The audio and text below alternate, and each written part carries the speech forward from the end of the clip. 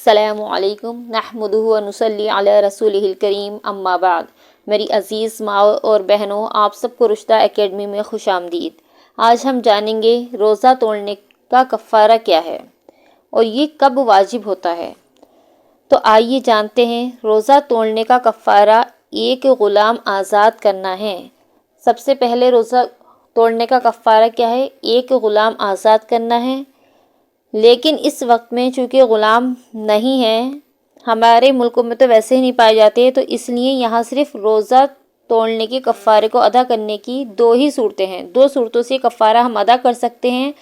اول یہ کہ 2 مہینے کے لگاتار روزے رکھے، 2 مہینے کے پے در پہ لگاتار روزے رکھنے مسلسل 60 دن کے۔ 60 دن میں سے اگر ہم نے ایک دن بھی چھوڑ دیا روزہ، تو یہ نہیں کہ وہ ہمارا کفارہ ادا ہو گیا، بلکہ اب ہمیں آئندہ سے دوبارہ سے 60 دن روزے رکھنے ہوں گے۔ جتنے دن ہم نے روزے رکھے تھے وہ بیچ میں کوئی گیپ آ گیا، کسی بھی وجہ سے آیا ہو، تو وہ ہمارا کفارہ ادا نہیں ہوگا۔ دوسرے یہ کہ اگر 2 مہینے کے لگاتار روزے نہیں رکھ سکتے تو پھر 60 مسکینوں کو دونوں وقت پیٹ بھر کر کھانا کھلائیں۔ دونوں وقت 60 مسکینوں کو پیٹ بھر کے کھانا کھلائیں، یا 60 مسکینوں کو 2 سیر گیہوں یا اس کی قیمت دے دیں۔ 2 سیر گیہوں یعنی کہ 2.25 کلو گیہوں، یا پھر اس کی قیمت کے برابر چاول آٹا کچھ بھی دے سکتے ہیں، یا پھر وہ قیمت ہی دے دیں۔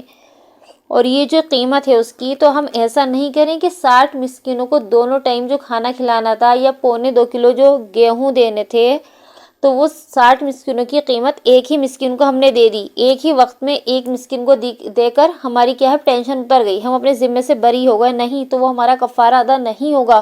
اگر ہم 60 مسکینوں کے کھانے کی قیمت ایک ہی مسکین کو دے رہے ہیں ایک ہی وقت میں، تو وہ ہمارا کفارہ ادا نہیں ہوگا، وہ ہمارا ایک ہی وقت کا کفارہ ادا ہوگا، ایک دن کا کفارہ ادا ہوگا۔ ہمیں کیا کرنا ہے، اگر ایک ہی مسکین کو دینی ہے ساری ہی قیمت، تو اس طریقے سے دیں کہ 60 دن لگاتار دیں اسے۔ ایک مسکین کی قیمت جو بنتی تھی 2.25 کلو گیہوں، تو اسے ایک دن دے، پھر دوسرے دن دے، اسی طریقے سے مسلسل ہمیں 60 دن اسے قیمت دینی ہے، تب جا کر ہمارا کفارہ ادا ہوگا۔ یا پھر اگر ہم ایک دم ہی دینا چاہتے ہیں تو پہلے 60 مسکینوں کو تلاش کریں کہ وہ واقعی مسکین ہیں، پھر ان 60 مسکینوں کو ہم 2.25 کلو گیہوں یا اس کی قیمت دے دیں۔ اور یہ کفارہ جو ہے صرف رمضان کے واجب روزہ توڑنے سے ہی، رمضان کا جو روزہ فرض ہے ہم پر، وہ توڑنے سے ہی یہ کفارہ واجب ہوتا ہے۔ اگر غیر رمضان کا روزہ ہم کسی بھی وجہ سے توڑ دیں تو یہ کفارہ واجب نہیں ہوگا۔ رمضان کا روزہ توڑنے سے ہی یہ صرف کفارہ واجب ہوتا ہے۔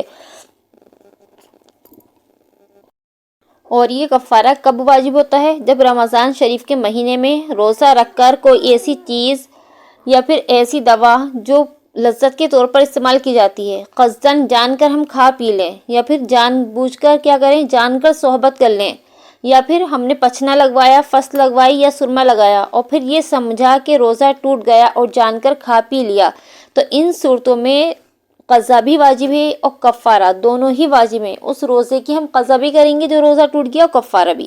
کتنی صورتیں بتائیں؟ 3 صورتیں بتائیں کہ ہم نے جان کر کوئی بھی چیز کھا یا پی لی، دوسری جان کر صحبت کر لی، تیسری بات کیا بتائی گئی کہ ہم نے پچنا یا سرما لگایا، اور ہم نے غلط فہمی میں یہ سوچ کر کہ ہمارا روزہ ٹوٹ ہی گیا تب بھی جان کر کھا پی لیا، تو تب بھی ان تینوں صورتوں میں قضا و کفارہ واجب ہو جائے گا۔ رمضان شریف کے مہینے میں اگر کسی کا روزہ ٹوٹ جائے، خود بخود ٹوٹ جائے، کوئی شرعی عذر پیش آ گیا اور ہمارا روزہ خود ٹوٹ گیا، تو تب بھی کھانا پینا ہمارے لیے کیا ہے، جائز نہیں ہے، بلکہ ہم روزے کا احترام کریں گے اور شام تک انتظار کریں گے، پھر شام کو ہی افطار کریں گے۔